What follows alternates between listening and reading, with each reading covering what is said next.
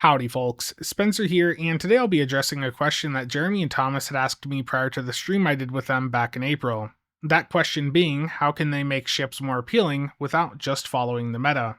And really, the way to address that question is to ask what makes ships less desired from a stats point of view, and what are some of the approaches they could take to address those issues. So it's been about 2 weeks since that stream happened. I've had a bit of time to think about this and also discuss it with some of the other expert theory crafters out there, and it really seems to boil down to two key points. The first being that the general player base perceives more than 2 to 3 aft weapon slots as being a negative to a ship's value. And the second being that many of the bridge officer abilities in the game are balanced for how the game was over a decade ago, and just don't do that well in the current state of the game. Now, joining me to talk about this in quite a bit more detail is Mara and Cheops, and I am going to have chapters listed below. There's not going to be much up on screen here aside from some text highlights of what's been said, so if you just want to tab out and listen to this, that'd probably be the way to go.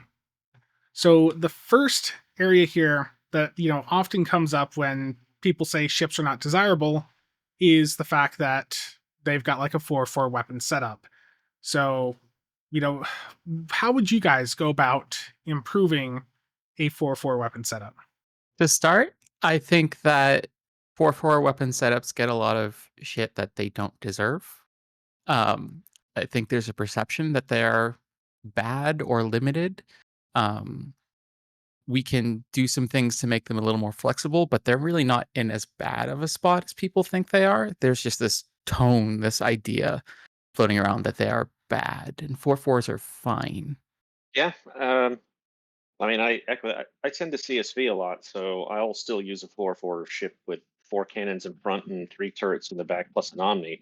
Um, and if I'm going to use beams, it's going to be fire at will, and then I'll just broadside because the Corolla exists. But if I were to say a really easy way to alleviate some people's frustrations with 4/4 is just unlock Omni restrictions for the rear slots. You Yeah, can that'll be the go-to. Yeah, you could have one set and 3 crafted. Knock yourself out. I think the set restriction is pretty stupid. When I was talking to Mara about this stuff last week, Mara, you'd brought up the point of we're able to run as many set turrets as we want.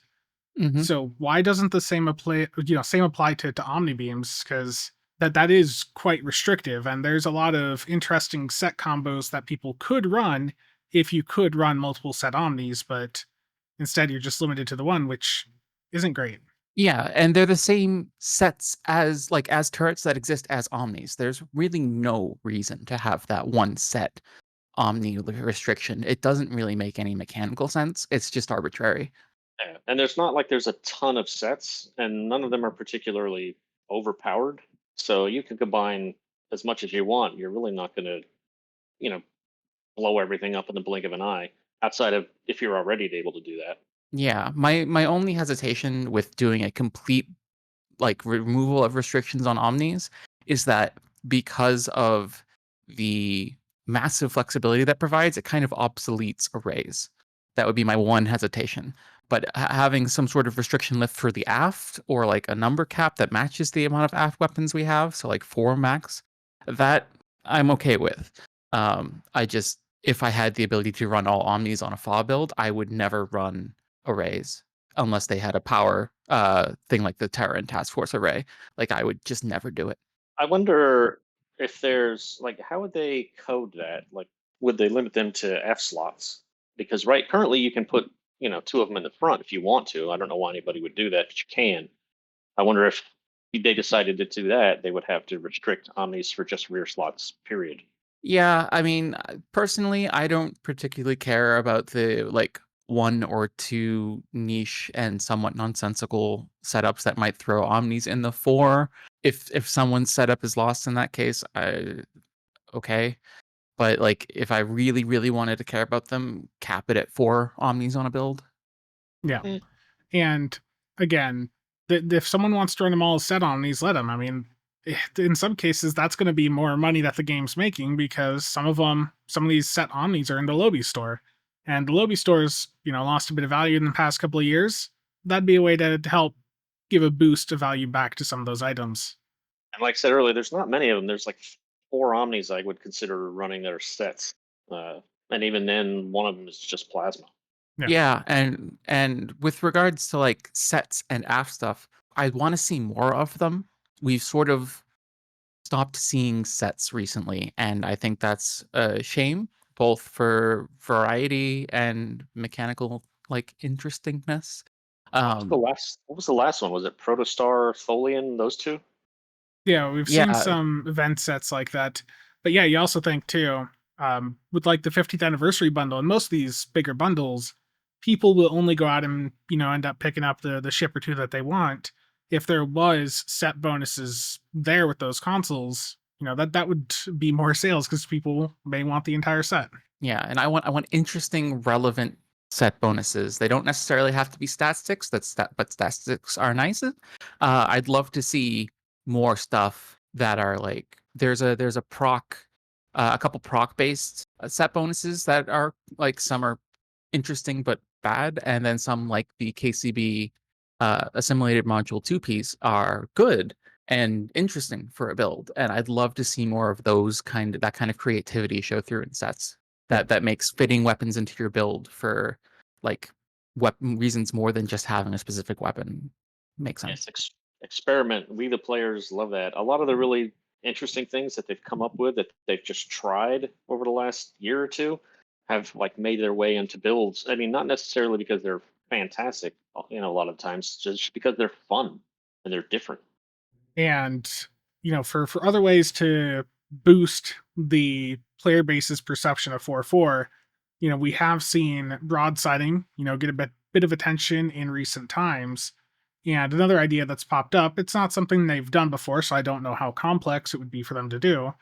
But, imagine if you did have beam rays that could only fire, on the broadside arcs. That would be another way to do something different and boost up that 4-4 broadsiding playstyle for people. Yeah. I would love that. My dilithium wouldn't because I'd have to upgrade all that crap. Yeah, I don't know how much of an engineering problem that is, but that would be interesting. And to close out this section, we got a bit sidetracked with some set discussion, but aside from that, I think we covered everything there really is to say about the aft weapon slot issue. There are ways to work around the limitations imposed by a 4-4 setup if you're an established player with the resources to do so, but that isn't going to help the general player base.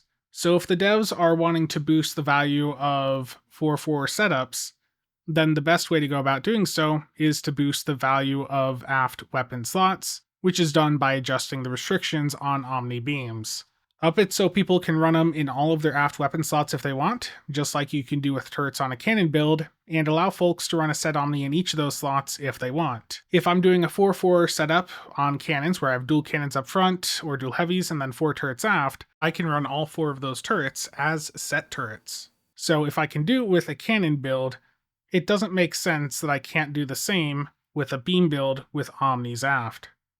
Now, that aft weapon issue is generally one of the biggest complaints when you ask the general player base, but for those of us that are engaged a bit more in the theorycraft side of things, there tends to be a different response. So, for both of you, when you're looking at a ship, what is the biggest factor that is going to make or break a ship for you? The bridge. Let Lamar go first, but yeah, it's going to be the boss bridge. layout. Yep. Like with everything else on the ship is just sort of flavor at this point because we have tools that can make a ship durable. We can have tools that can make a ship maneuverable. The amount of consoles we have that doesn't really determine much in the way of what a ship is capable of with all of the flexibility and console choice we have these days. What matters is the bridge. If you can't fit the machines that make a build function into a bridge, the ship suffers. Yeah. There's a lot of abilities that have really not aged well over the course of the game's life. There's many of them that are, balanced for the original launch state of the game, and they just desperately need to be brought up to modern standards. You had mentioned, Mara, before we started the recording, the Resolute last week as an example of Mm-hmm. a ship where you look at the seating and it's just bad. You've got way too much engineering, and there's nothing really valid to do with that raw engineering seat in the current state of the game that's going to bring much value to endgame play. It just Even Good. even outside of endgame play, Yeah. like with the casual builder who's not focusing on complicated builds with uncon and woven, there's so much end seeding here that there's nothing for the casual basic builder to do. You can't. So many engineering powers have such low base stats that they don't have any impact on like even casual levels of gameplay, and it really hurts eng heavy ships. Yeah. And a lot of that, a lot of these abilities, especially Eng. Well, I mean, probably all of them, but engineering has it bad. Is they're traps, especially for new players, because the new player will be like, oh look, I have all this engineering sitting. I have engineering team, that's a heal. I have aux to structural, that's a heal. Not realizing that these heals don't do shit. Yeah. They You have don't. so much hull now, and you have so much everything on your ship contributing to making you stronger, making your hull higher. That these abilities just do nothing now in the current state of the game. It's not 2012 when they actually would heal you for a decent amount. A lot of the things that interact with those abilities also are not set to scale with the current state of the game. For instance, with auxiliary to structural integrity field, there's a duty officer for that adds a heal over time effect. And you look at it, and it's just, if I recall, it's like a couple hundred healing per second. And in the current state of the game, with how much hull capacity you can have, that really isn't that much. If you were back in the day fighting one on one, that extra healing is not bad, but the way the game is designed now is it's just a monster closet of enemies. I can't think of there's hardly any instances or TFOs where you are not swarmed by mobs. So that extra little tiny healing is just nothing. It'll get stripped away even on normal if you're a normal player before it even amounts to much. Yeah. Yeah, I mean, you're looking at incoming damage in the thousands of damage per second. Like, it's just nothing. Why we always harp on firing modes being, AoE is the way to go, just because that's just how the game is designed now. Yeah, and Mhm. but there's issues balance wise with abilities from TAC, Eng, and Psi, and the specializations, but engineering is by far the worst and most impactful category when it comes to how much value it is bringing to ships that are heavy with that seating. It's why we all breathe a sigh of a relief when a ship comes out and its end seating is where the spec seating is. Yeah. Yeah, I'm And looking at even it. that, go I'm ahead. looking at the engineering seating now in space, and out of this giant list of like 30, whatever many abilities there are here, I use like 4 of them, and 2 of them most of the time, and 2 of them occasionally. Everything else is just ignored. Like, who Mhm. does boarding party? Oh, it's so bad. It's so bad. Yeah. There's so many of these. It's just like boarding party, extend shields. Like, no. Ox Mm-mm. to bat. I've always liked how Ox to Bat was the only one of the auxiliary 2 abilities that actually drained your Ox power. And that happens to be what just absolutely kills it in the current state of the game. Mhm. Yep. You need as And, like, Yeah. much Ox power as you can for fleet power. Oxabat is only valuable in the casual building scheme with duty officers. The power itself is like, who cares? Yeah. But yeah, it would be. There's a lot of basic abilities that need a pass or at least a relook. I mean, there's some specialist abilities that need to be looked at too, like Miracle Worker. Most of them really, like the majority of spec powers need a Yeah. serious retool. Yeah, and before we get into specializations, I just want to insert that alongside this video going live, there's going to be a post up on the stobuilds subreddit where I'm breaking down the different abilities that we feel are weak, and just want to get input from everyone here and from the entire community as to ways that those abilities could be brought up to modern standards. I think it'd be good to have that discussion in public where we can get feedback from a wider portion of the player base. So spec powers. It's at a point where you either have the firing modes, which are all basically just cannon rapid fire, but either better or worse. And then you've got a small handful of abilities that are useful for their own sake, just a very small few. And then you have either junk or unconventional systems triggers. And that is spec powers in a nutshell. And that's a problem. I took a look at Miracle Worker just now. 2, 3, 4, 5, 6, 7, 8, 9. There's 10 abilities in this space for space. 2 of them are the only ones that ever really get used. at least for me. And I don't even use those much anymore because they take so long to recharge and they're only up for like 10 seconds that there's not a lot of point. I mean, I'll do it if I don't have anything else to put there. But that's 10 abilities, not counting energy weapons exceed rated limits, which no one should use because it sucks. But that's 10 abilities that just kind of sit there doing nothing. It's like other games will have passes as their life goes on where they remove abilities. And I'm not saying to do that here, but because it causes, just button bloat or ability bloat. And there are so many abilities here that are just bloated because no one ever uses them because they're bad. Yeah, they all suffer from the same problem plagues so many of these, that they might be interesting in concept, but their numbers are tiny, tiny, tiny, tiny, and so small that, again, even in casual play, they're worth less than a weapon volley, less than a single weapon volley. Like, why am I spending this thing that happens only ever so often, that does less than my repeated common attack? Like, why do I care about that? I just wish that when devs design a ship, they they have to realize that if they design, like, say they do double miracle worker, they're designing a ship that has a double spec where nothing in the spec is particularly good. And I don't know if they realize that or not, but when designing these things, if you're going to have a spec, you really have to know what is that spec is capable of. And the only reason people want miracle worker ships is because of the extra console, not the abilities. And that right there is also a potential balance issue. If Miracle Worker abilities were buffed up to a point where on their own they made Miracle Worker competitive against the other specializations, then other specializations would need something to match the value of the universal console that Miracle Worker provides. But before we get sidetracked more on that, let's set that aside for a few minutes and circle back to it later on. Yeah, I mean, I still don't know if it would make it entirely overpowered. I think they would have to. I mean, if they made it really, really good, it would. But there's probably some give and take where they could just tweak some minor things. Like, I mean, even at the bare minimum, just give Miracle Worker a singular uncon slot. That alone would do a lot to you know make it a bit more favorable. The Bloy gravitic induction platform has an AOE pull, and yet it's not an uncon. Change it. Done. I mean, it'd be nice if he did some more stuff too, but I mean, at least do something. Yeah, I mean, that would certainly make it more attractive to us as, like, players who use the uncon meta. But, like, so many of these, like, could remain the same functionally if they did more.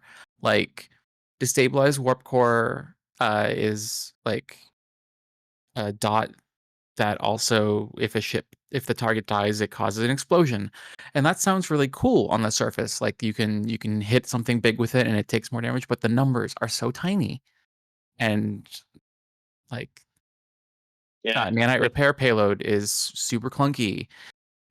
Overwhelm power regulators is like nothing.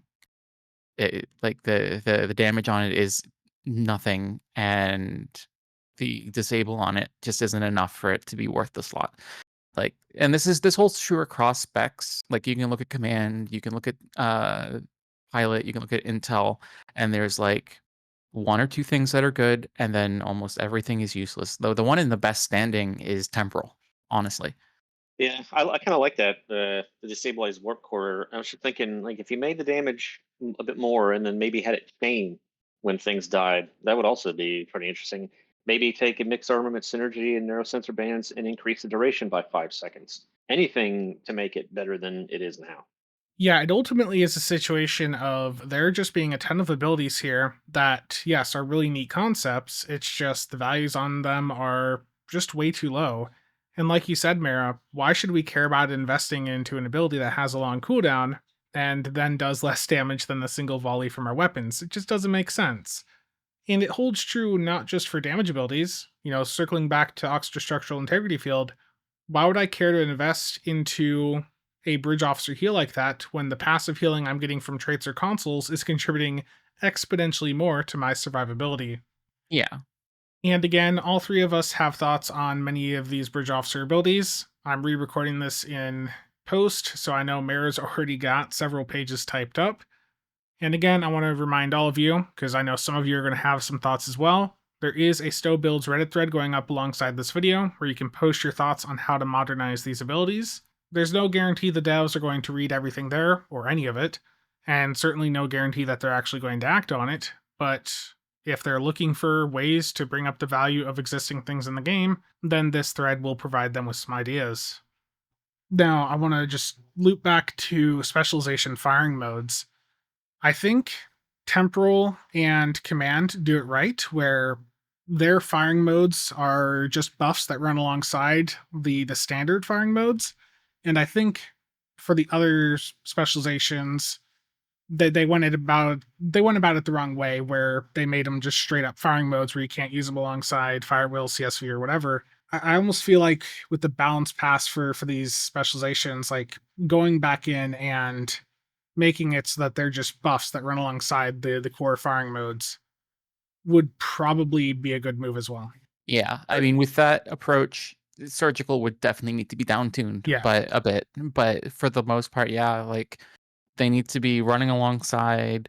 They need to be more unique, because right now they're all just now shoot at single target and do it slightly differently. Like lean into the identity of the spec that they're from. Like Miracle Worker is all of these weird like disables and dots and techie things. So like make exceed rated limits or whatever replaces ERL, something really techie and tricky, like adding a reasonable proc to something that like AoE electrical damage on target or something, just spitballing, but like make it more flavorful, because we have firing modes that just do the thing.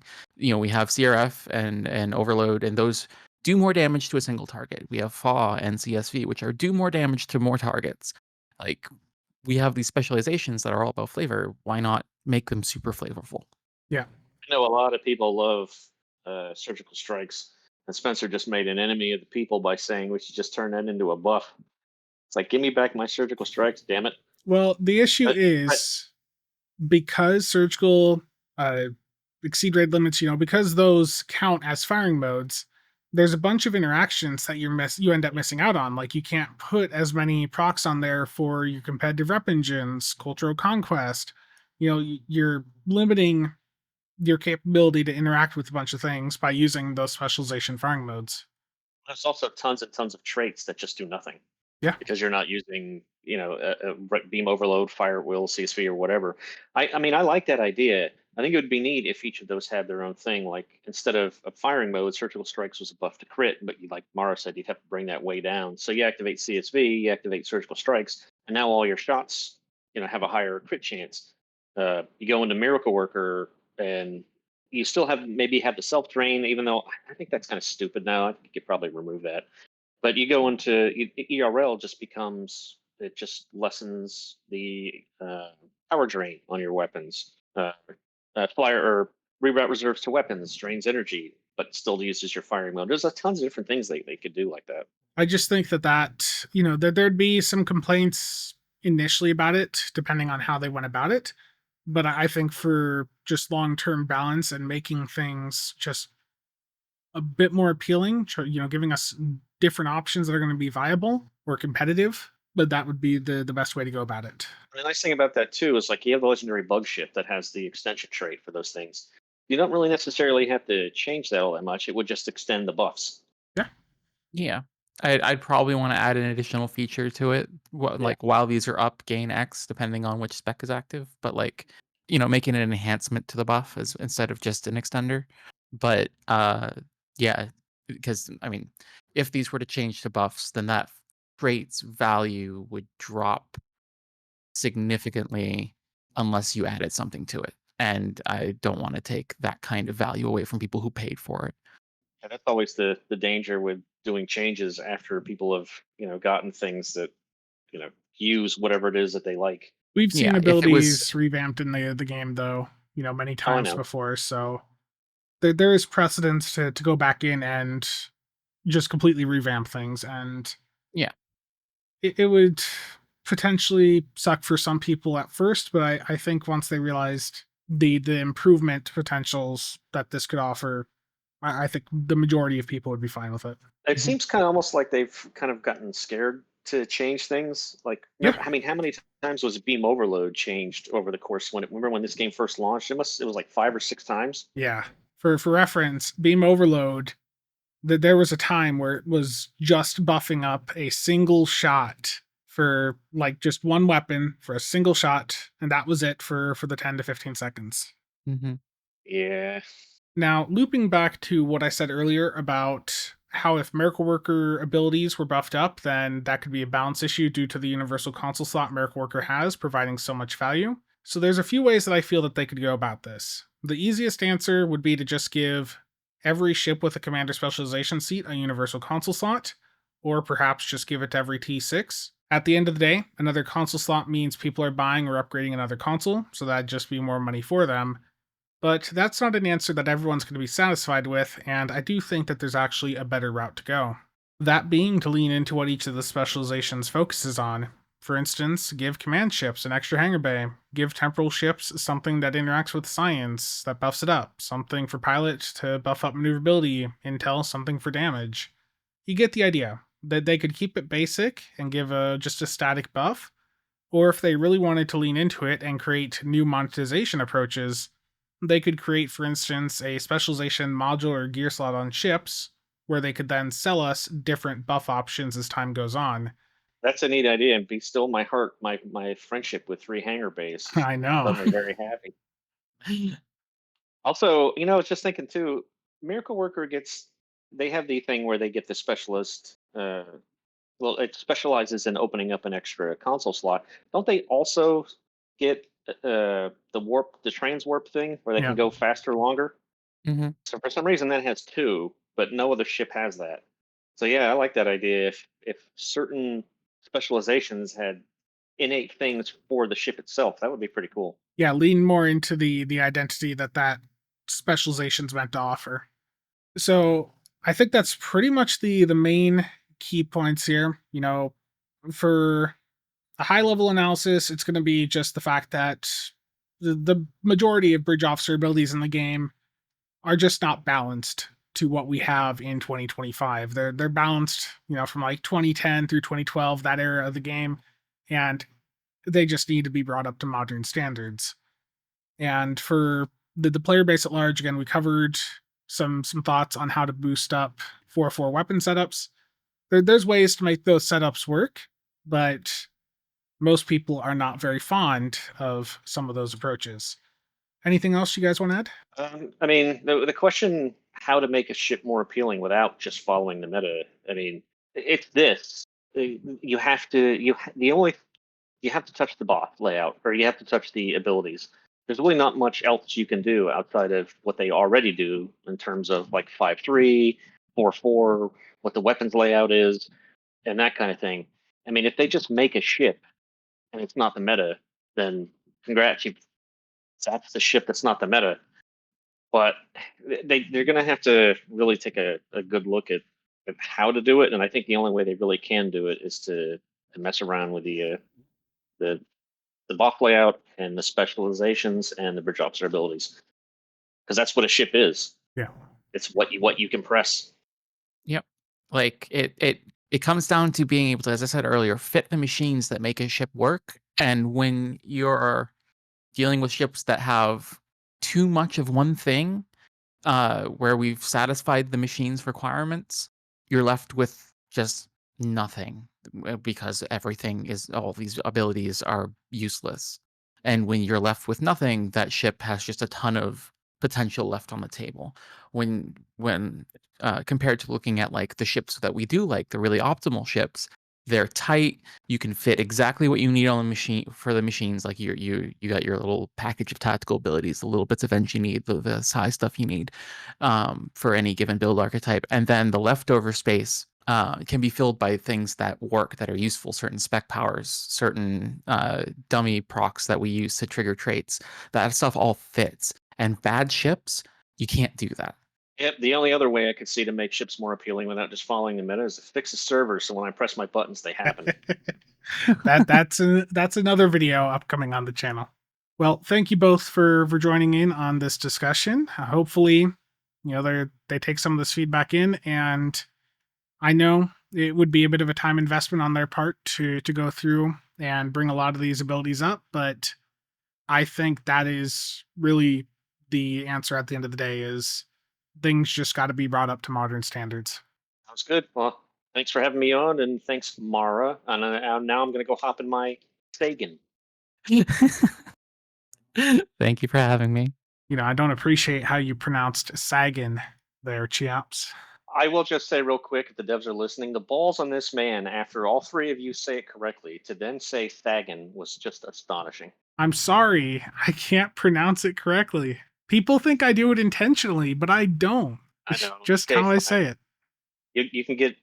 You'll get an Iowa pass. That's fine.